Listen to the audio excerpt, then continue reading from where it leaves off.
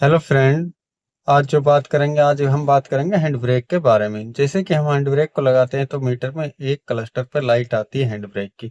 हमें उससे ये पता लगता है कि हमारी गाड़ी का हैंड ब्रेक लग चुका है। और हम गाड़ी को भी लेके चलते हैं तो हैंड ब्रेक की लाइट आती है तो और गाड़ी का टी टी ऐसे करके आवाज भी आती है। तो आज हम हैंड ब्रेक के ही बारे में बात करेंगे। तो इस गाड़ी में जो हैंड ब्रेक की लाइट नहीं आ रही है और इसी के बारे में हम आज आपसे बात करने वाले हैं। तो अब वीडियो की तरफ चलते हैं। मैं इसमें कई सॉल्यूशन बताऊंगा और हर सॉल्यूशन का आपको अच्छी तरह समझाऊंगा, एक एक करके नहीं फ्रेंड। अब मैं आपके लिए हैंड ब्रेक और हैंड ब्रेक की लाइट क्लस्टर में दिखाता हूं।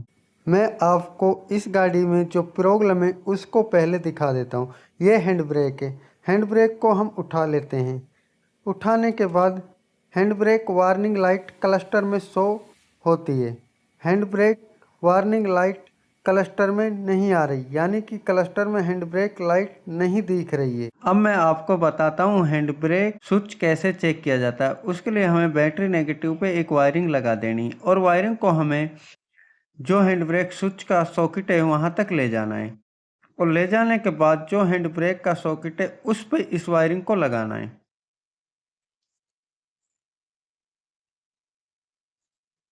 तो हमने वायरिंग हैंड ब्रेक सॉकेट पे लगा दी, यानी कि हैंड ब्रेक स्विच के सॉकेट पे लगा दी।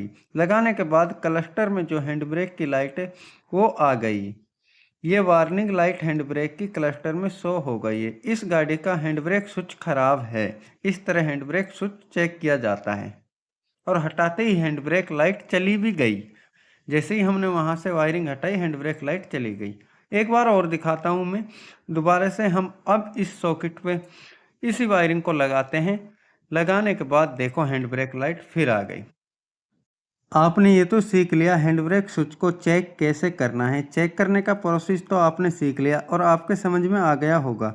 अब आपको हम ये भी प्रोसेस बता देते हैं खराब स्विच को ठीक कैसे किया जाता है। इस ही वीडियो में हम आपको ये बता देते हैं खराब स्विच को कैसे ठीक किया जाता है। चलो अब हम खराब स्विच को ठीक करते हैं। सबसे पहले हम हैंड ब्रेक लीवर को खोल लेते हैं। खोलने के बाद हैंड ब्रेक लीवर को बाहर निकाल लेते हैं। हैंड ब्रेक लीवर से हैंड ब्रेक स्विच को अलग कर लेते हैं। स्विच का काम यह है कि जैसे ही हम हैंड ब्रेक को डाउन करते हैं बॉडी ग्राउंड को अलग कर देता है। जैसे ही हम हैंड ब्रेक को खींचते हैं बॉडी ग्राउंड को स्विच क्लस्टर तक भेज देता है और लाइट ऑन हो जाती है। और मुझे ऐसा लग रहा है इसको स्विच को बॉडी ग्राउंड प्रॉपर नहीं मिल पा रहा, इसलिए मैं इसे जहाँ स्विच की जगह है उसे मैं रेग मार से लीवर को घिस लेता हूँ। घिसने के बाद हैंड ब्रेक स्विच को कस देता हूँ। कसने के बाद फिर लीवर को भी लगाकर देखता हूँ। हम हैंड ब्रेक लीवर को लगा रहे हैं और लगाने का प्रोसेस चल रहा है और थोड़ा फास्ट ही प्रोसेस कर रखा है। हमने थोड़ा फास्ट ही लगाएंगे क्योंकि आपको इस वीडियो में बना रहना है। बने रहने के बाद ही आपको प्रॉब्लम समझ में आएगी। हैंड ब्रेक लीवर की फिटिंग हो चुकी है और क्लस्टर पे ही जैसे हम देखते हैं तो हैंड ब्रेक की लाइट भी आ गई और हैंड ब्रेक खिंचा हुआ है। एक बार आपको दिखा देता हूँ। अब इस हैंड ब्रेक को मैं डाउन करता हूँ और डाउन करने के बाद अब क्लस्टर पे से हैंड ब्रेक की लाइट चली गई। और पहले क्या था, जैसे ही हम हैंड ब्रेक को खींचते हैं वो लाइट नहीं आ रही थी। मैं आपको बिल्कुल जेन्युइन तरीका से बताता हूँ। इस तरह की वीडियो मैं लाता रहता हूँ।